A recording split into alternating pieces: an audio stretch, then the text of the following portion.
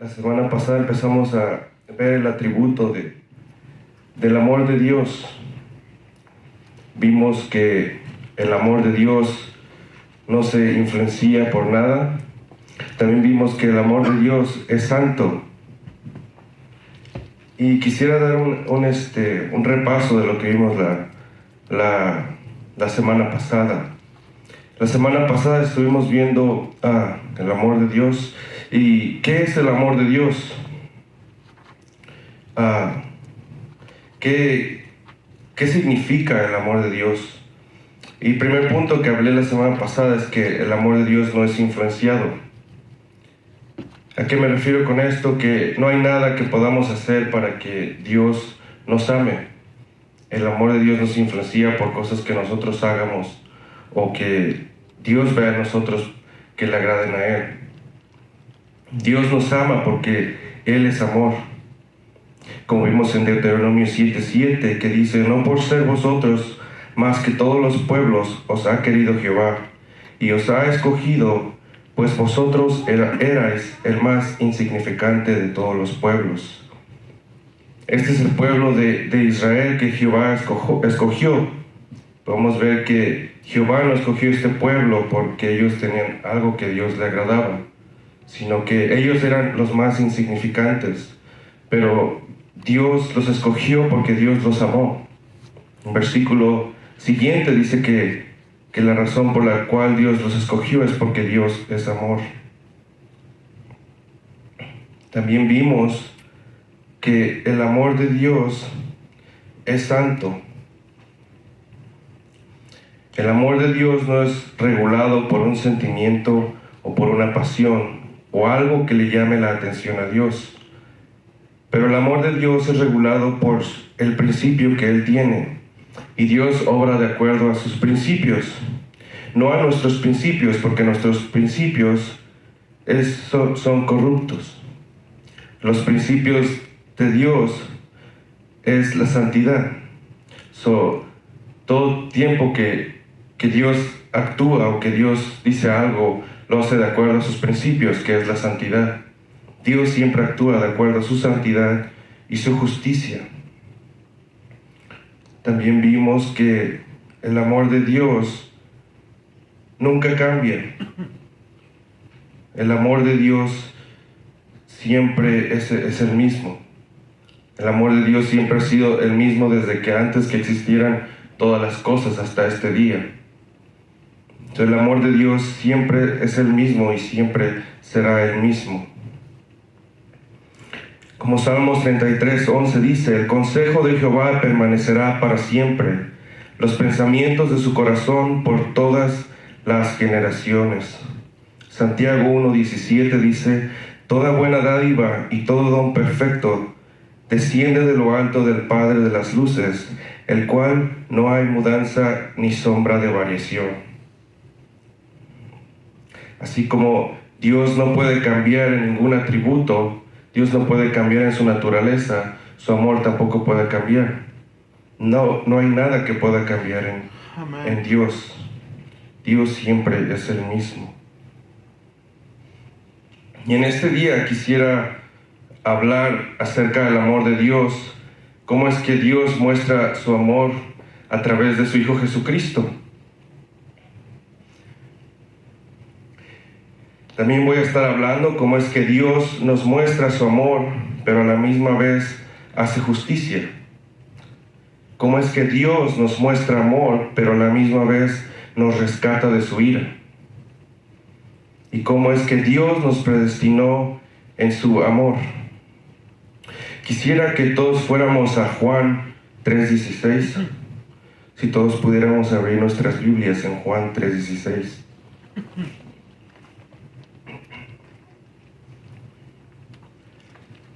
Quisiera tomar este versículo como base al tema de lo que voy a estar hablando hoy. Juan 3:16. Si alguien puede darle lectura. Amén. Porque de tal manera amó Dios al mundo que ha dado a su Hijo unigénito, para que todo aquel que en él cree no se pierda, mas tenga vida eterna. Amén. Todos sabemos que el sacrificio de Jesucristo fue la paga por el pecado, para que nosotros obtuviéramos salvación. Y este sacrificio fue proveído por el amor de Dios. Este sacrificio es la expresión del infinito amor de Dios, que Dios estuvo dispuesto a dar a su Hijo, a su único Hijo, por la gente pecadora, que Dios estuvo dispuesto a degradar al único que comparte la misma naturaleza, para venir a salvar a los que aborrecieron la luz. Algo muy importante que quisiera que notemos en el versículo, cuando dice, para que todo aquel que en él cree. Cuando vemos este párrafo en el versículo, vemos que se está hablando en presente. Dice, para que todo aquel que en él cree. No dice, para que todo aquel que en él creerá o va a creer. Pero como dice el versículo, para que todo aquel que en él cree, es tiempo presente. Así de igual manera lo dice en el versículo 15 y versículo 18. Está hablando en tiempo presente. Y yo me acuerdo una vez que estaba escuchando una predicación un domingo en la iglesia, y el pastor dio un estudio de Juan 3:16, y hizo una pregunta y dijo que de qué manera el hombre podía ser salvo. Y fue a Juan 3:16 y dijo, y lo leyó y dijo, porque de tal manera amó Dios al mundo que ha dado su Hijo unigénito, para que todo aquel que en él cree no se pierda, mas tenga vida eterna. Él dijo, ¿qué es lo que tenemos que hacer para ser salvos? Dijo, solamente creer. Dice, es tan fácil creer y ser salvo. Dice, todos podemos creer y ser salvos. Pero la pregunta ¿es esto lo que nos enseña el versículo? ¿Será que solo decir yo creo es suficiente para tener vida eterna y nunca perderme? Vemos que en el capítulo 3 de Juan, el tema que se habla es el nacer de nuevo. Cuando Jesús está hablando con Nicodemo, están hablando acerca del nacimiento espiritual. Por lo tanto, la persona que ha sido nacida de nuevo, que entiende el amor de Dios, es la persona que cree. Como vemos en el versículo, está hablando de la persona que ya cree, no de la persona que va a venir a creer. Aquí, por eso, de esta manera está hablando en tiempo presente. Dice, para que todo aquel que en él cree, es de la persona que ya está creyendo. Jesucristo es la representación del amor de Dios. Si salimos todos a un atardecer, que el cielo esté azul, si yo salgo y veo el sol, de la misma manera alguien puede salir en otra parte y ver el sol. De esta manera nosotros vemos a Jesucristo, y cuando vemos a Jesucristo, vemos a Dios. Podemos ver a Dios el Padre. Podemos ir todos a 2 de Corintios 4:6. 2 de Corintios 4:6.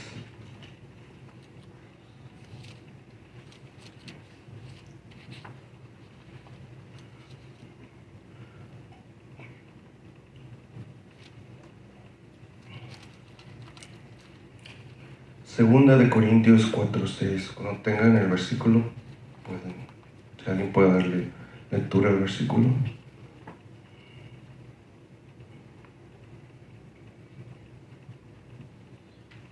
Amén. 4:6, ¿verdad? Sí. Porque Dios, que mandó que de las tinieblas resplandeciese la luz, es el que resplandeció en nuestros corazones para iluminación del conocimiento de la gloria de Dios en la faz de la tierra. En la faz de Jesucristo, perdón. Amén. También podemos ir a Juan 5:18.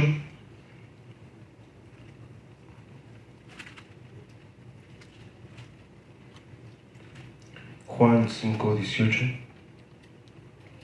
Poner un amén cuando lo tengan.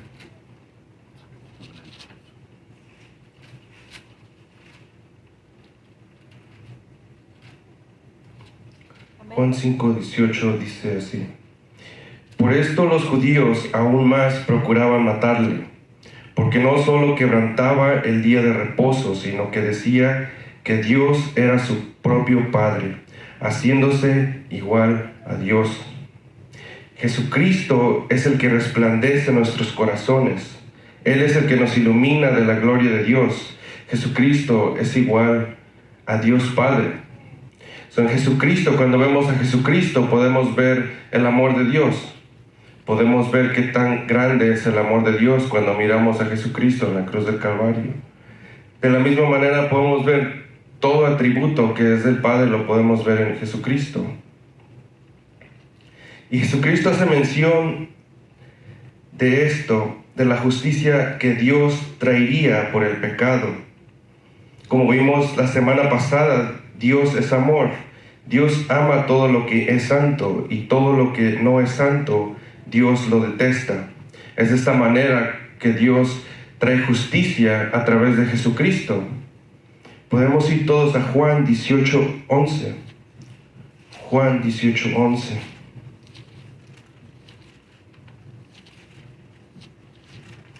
Dios trae justicia por el pecado a través de Jesucristo. Y esto es por su amor hacia nosotros. La justicia que tenía que ser derramada en nosotros, la derramó en su Hijo Jesucristo. Juan 18:11 dice así: Jesús entonces dijo a Pedro: mete tu espada en la vaina. La copa que el Padre me ha dado, ¿no la he de beber? Jesús hace mención de esta copa cuando se encuentra orando al Padre en Getsemaní antes de ser arrestado.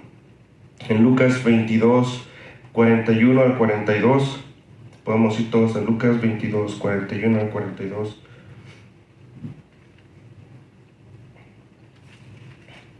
Lucas 22, 41 al 42.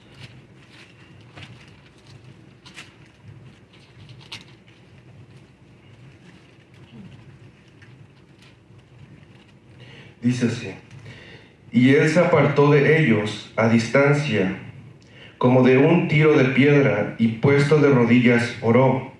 Versículo 42, diciendo: Padre, si quieres, pasa de mí esta copa, pero no se haga mi voluntad, sino la tuya. Y esto también lo podemos ver en Mateo 26:39 y Marcos 14:33, la misma historia cuando Jesucristo estaba orando en Getsemaní. Como vemos en Juan 18:11, Jesucristo le dice a Pedro que metiera su espada en la vaina. En este versículo podemos observar tres cosas. ¿Qué es lo que Pedro estaba haciendo? ¿Y qué es lo que Jesús estaba haciendo?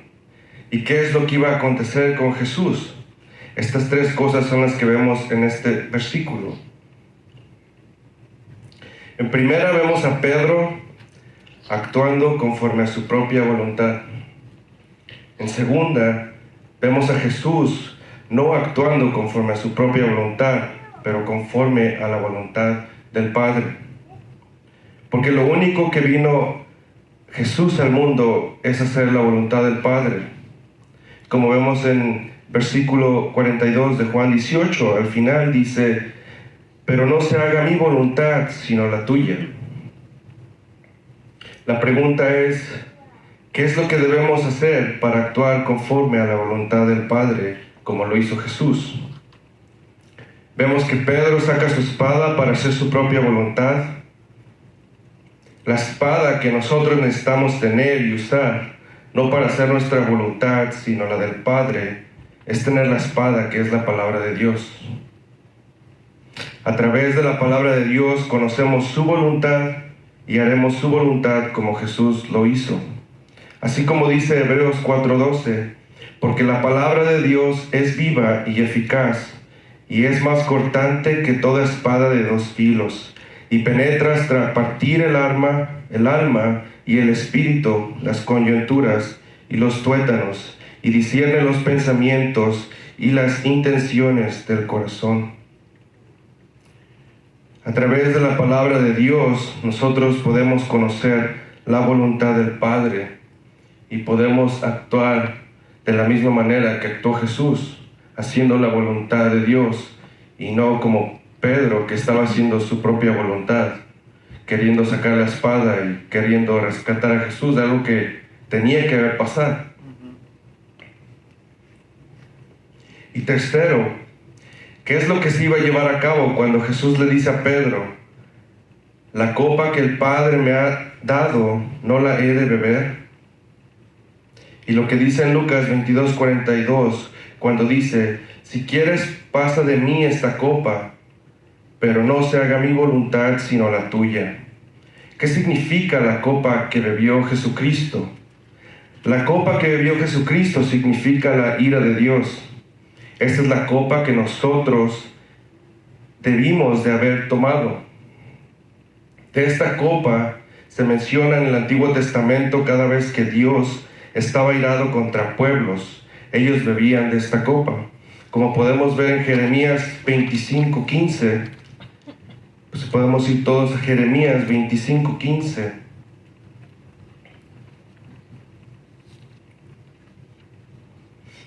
Jeremías 25:15.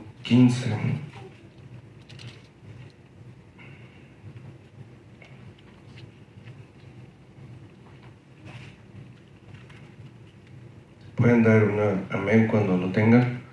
Amén. Dice así: porque así me dijo Jehová, Dios de Israel: toma de mi mano la copa del vino de este furor, y da a beber de él a todas las naciones a las cuales yo te envío. También podemos ir todos a Habacuc 2:16. Aquí en este versículo también habla de la copa del furor de Dios. Habacuc 2:16.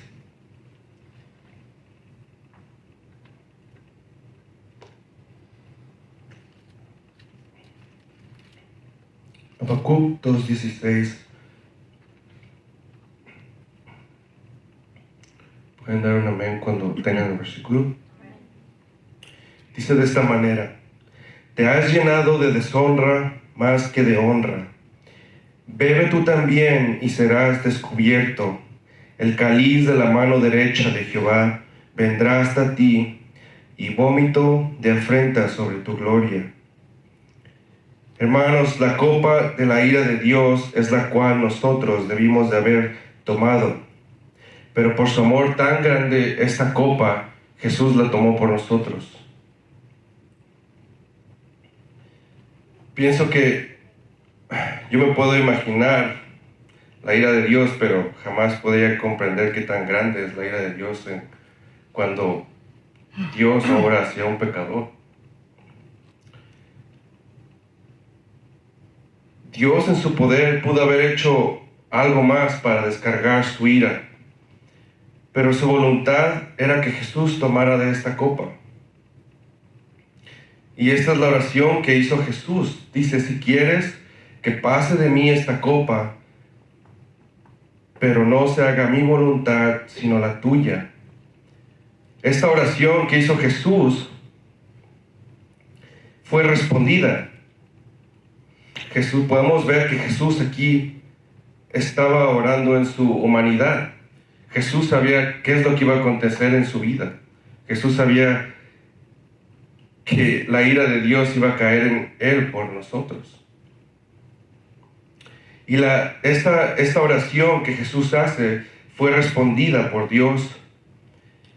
No en que Jesús no bebiera de esta copa, pero en Lucas 22:43 nos dice que esta oración fue respondida en que dice, podemos ir todos a Lucas 22:43 para que veamos. Lucas 22:43. Vemos que Jesús estaba orando y Dios contesta su oración, oye su oración y le contesta.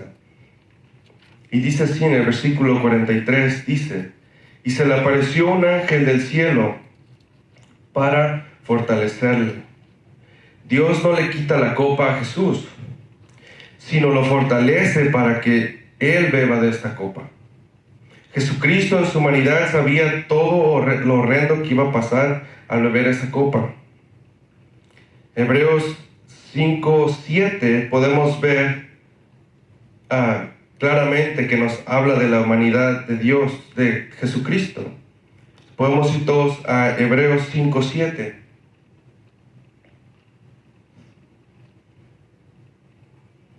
Hebreos 5:7.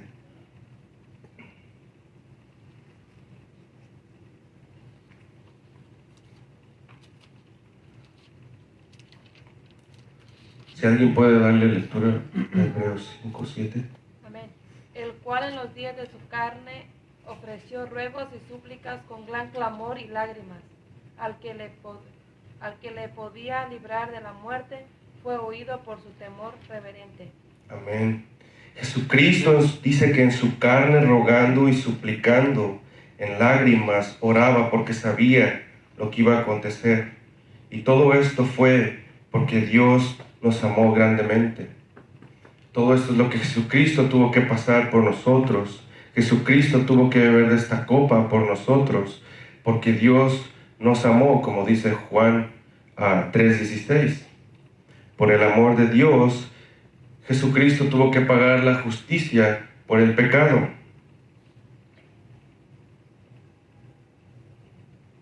La pregunta es, ¿qué es lo que causó que Jesucristo tomara de esta copa? La respuesta la podemos encontrar en Romanos 5:1. Cuando Jesucristo toma de esta copa, ¿qué es lo que pasó después? Después de que Dios Padre hace justicia por el pecado en Jesucristo, ¿qué es lo que pasa después de que Jesús toma esta copa? Si podemos ir todos a Romanos 5:1.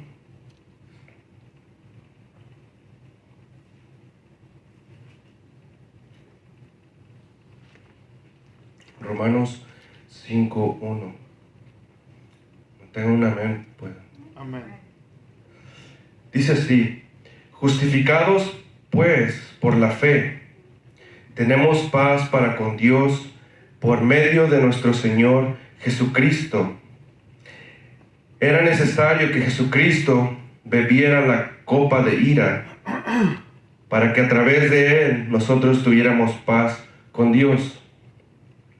Esta paz no es una paz de sentimiento, pero una paz que hay después de un conflicto. Dios estaba en conflicto con nosotros. Alguien tenía que satisfacer la ira de Dios, y por amor a los suyos, Jesucristo recibió la ira de Dios, dando su vida por nosotros. Juan 14:27, podemos ir todos a Juan 14:27. Jesucristo viene hablando acerca de esta paz que deja después de su muerte. Juan 14:27.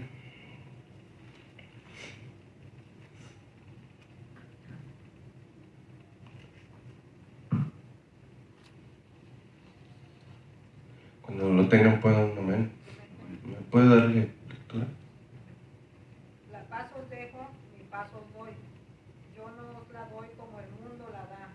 No se turbe vuestro corazón ni tenga miedo. Amén. Dice, la paz os dejo, mi paz os doy. Yo no os la doy como el mundo la da. No se turbe vuestro corazón ni tenga miedo. Cuando Jesús cumple la voluntad del Padre, trae paz entre el Padre y nosotros. Pero a la misma vez trae conflicto. Jesús nos pone en paz con el Padre, pero nos pone en conflicto con el mundo. A lo cual dice Jesús, podemos ir todos a Juan 15:18-19. Juan 15:18-19.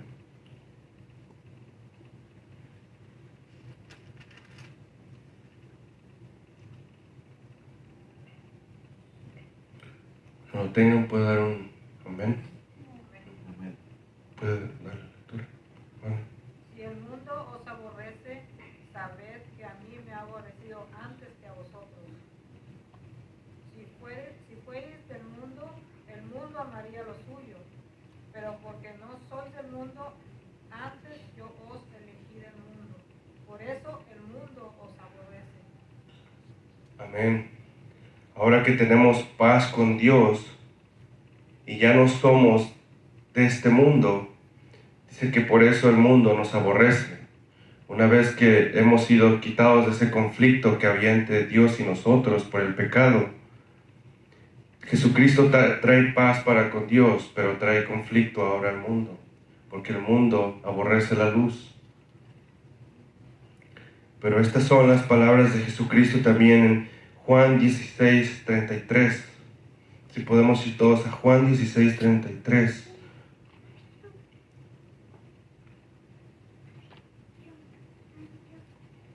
Juan 16:33.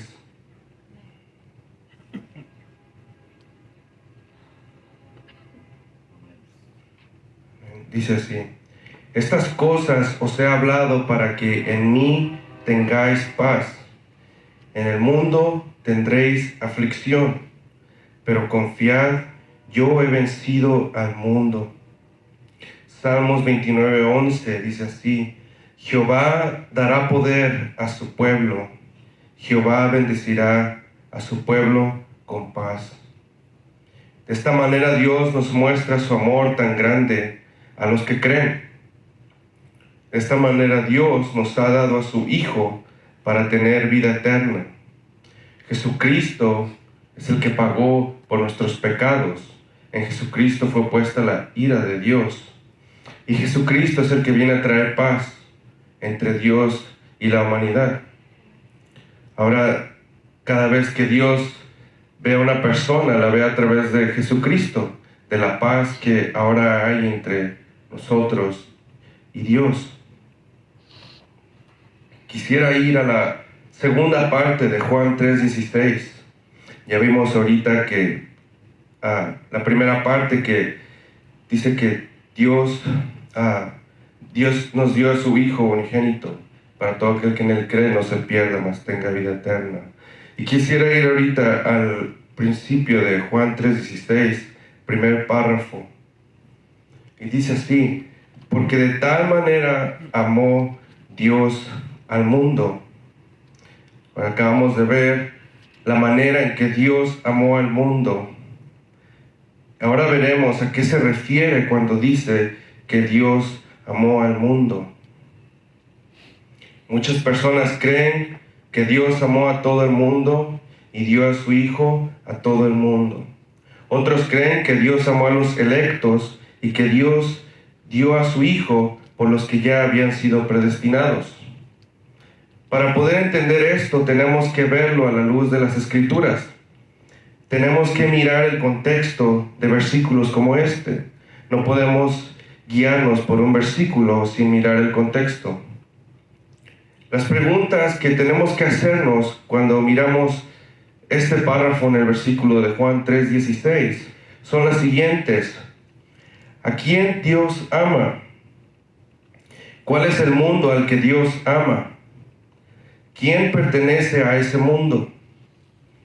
¿Todos los hombres pertenecen a ese mundo o solo algunos? Y si solo algunos pertenecen a ese mundo, ¿quiénes son los que pertenecen a ese mundo? Yo creo que las respuestas a estas preguntas solamente Dios las puede responder en la Biblia. Esta pregunta, ¿a quién Dios ama?, es muy importante con respecto a lo que se predica del Evangelio. El texto dice que Dios amó al mundo, y la explicación más común que se le da a esta palabra de mundo es que Dios ama a todos los hombres. Muchos de nosotros hemos oído que cuando gente va a predicar afuera en las calles, evangelizar, utilizamos este texto y decimos que Dios los ama. Y porque Dios amó al mundo, Jesús murió por todos los del mundo. En otras palabras, por todo el ser humano. Quisiera ir a las Escrituras y quisiera que viéramos versículos que mencionan la misma palabra mundo. Quisiera que fuéramos a Juan 17, 8, 9. Juan 17 del 8 al 9.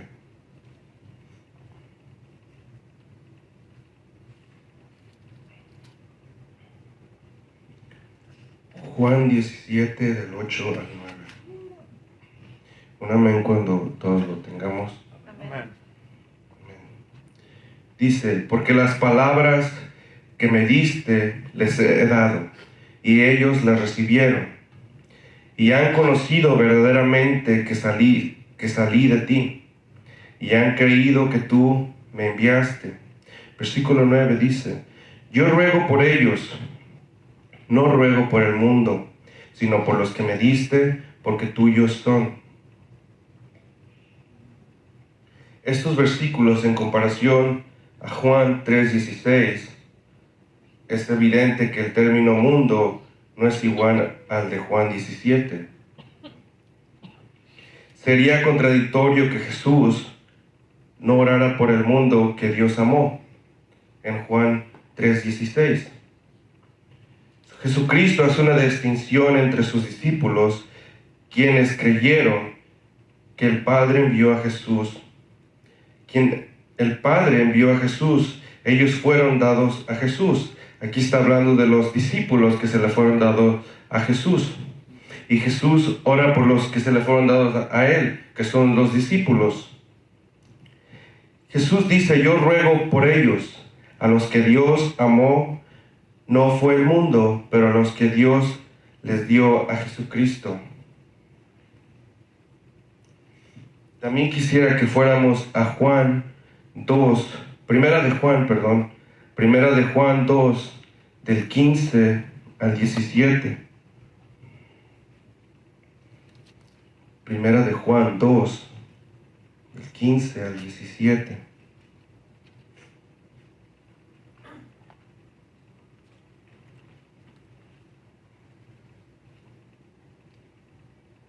Cuando lo tengan pueden dar un amén. Amén. Si alguien puede darle lectura. Amén. No améis al mundo ni las cosas que están en el mundo. Si alguno ama al mundo, el amor del Padre no está en él. Porque todo lo que hay en el mundo, los deseos de la carne, los deseos de los ojos, la vanagloria de la vida no proviene del Padre, sino del mundo. Y el mundo pasa y sus deseos, pero el que hace la voluntad de Dios permanece para siempre. Amén. Aquí tenemos también la palabra mundo. Y podemos ver que es evidente que no puede significar a todo el hombre. Y no puede significarse lo mismo a Juan 3:16. ¿Sería posible que Dios amara el mundo e imponer a la gente a no amar el mundo que Él ama? Es evidente que de la manera en que se aplica Juan 3:16, no puede aplicarse de la misma manera a los otros versículos que contienen la misma palabra mundo. Para esto tendríamos que ir al contexto en Romanos 10, del 12 al 13. Para entender la palabra mundo tenemos que entender qué es lo que los autores estaban refiriéndose cuando pusieron la palabra mundo. ¿Por qué razón usaron esta palabra? Y si vamos todos a Romanos 10, 12, 13, nos habla un poco del contexto. ¿Pueden dar un amén cuando lo tengan? Amén. ¿Alguien puede darle lectura? Amén. Porque no hay diferencia de judío y de griego, porque el mismo es el Señor de todos, rico para con todos los que le invocan. Porque todo aquel que invocare el nombre del Señor será salvo. Amén. En el capítulo 10 de Romanos vemos que Pablo habla del mensaje de salvación para todos. No todo el hombre, pero para toda raza del mundo. Porque dice al principio, porque no hay diferencia entre judío y griego, pues el mismo que es Señor de todos es rico para con todos los que le invocan. También podemos ir todos a Apocalipsis 7:9. Apocalipsis 7:9.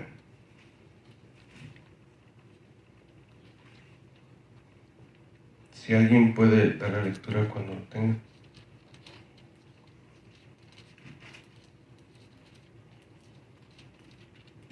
Amén. Apocalipsis 7:9. Después de estas cosas miré, y he aquí una gran compañía, la cual ninguno podía contar, de todas naciones y linajes y pueblos y lenguas, que estaban delante del trono y en la presencia del Cordero, vestidos de luengas ropas blancas y palmas en sus manos. Amén. Versículo 10 también. 10. Y clamaban a alta voz diciendo: salvación al que está sentado sobre el trono de nuestro Dios y al Cordero. Amén.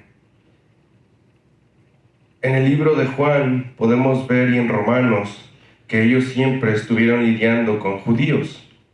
Y los judíos siempre pensaron que porque ellos fueron escogidos por Dios, ellos eran los únicos que iban a ser salvos. Pero como vimos en Romanos, que cuando Pablo estaba hablando con judíos, y les está haciendo saber que no solamente para ellos era la salvación, sino también para el griego. Y de la misma manera vemos esto en Apocalipsis 7:9.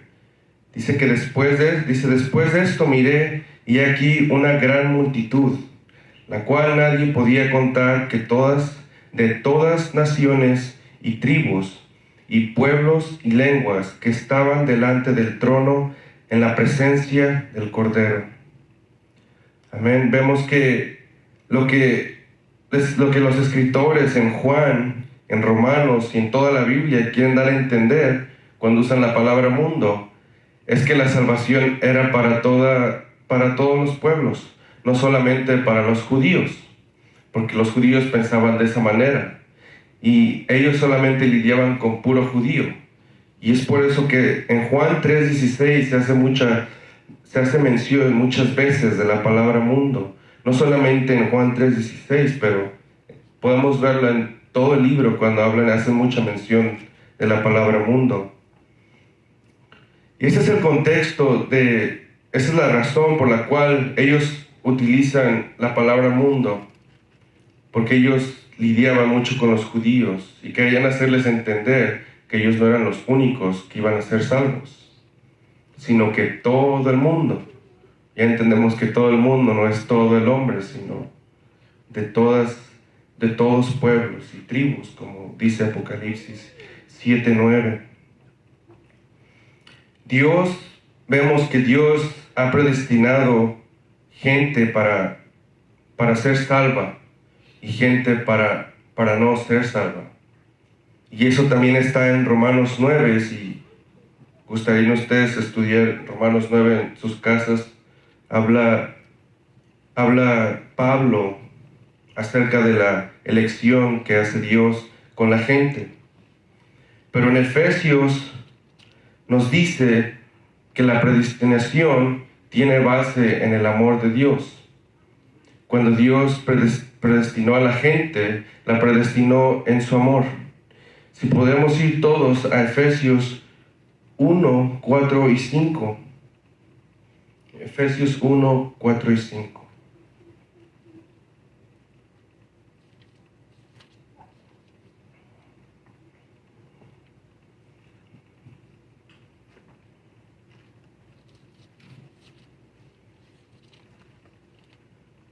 Efesios 1, 4 y 5. Cuando lo tengan, puede dar un amén. Si alguien puede dar la lectura. Según nos escogió en él antes de la fundación del mundo, para que fuésemos santos y sin mancha delante de él, en amor, habiéndonos predestinados para ser adoptados, hijos suyos, por medio de Jesucristo, según el puro afecto de su voluntad. Amén. Aquí vemos que en el versículo 4 dice que según nos escogió en Él antes de la fundación del mundo. Dios ya había escogido a los que iban a ser salvos desde antes de la fundación del mundo. Y vemos en el versículo 5 que dice, en amor habiéndonos predestinado. La razón, la base a su predestinación es su amor. Y al final del versículo dice, según el puro afecto de su voluntad. Esa es la voluntad de Dios. En el versículo 6 nos dice para alabanza de la gloria de su gracia, con la cual nos hizo aceptos en el amado. La razón por la cual Dios nos predestinó en su amor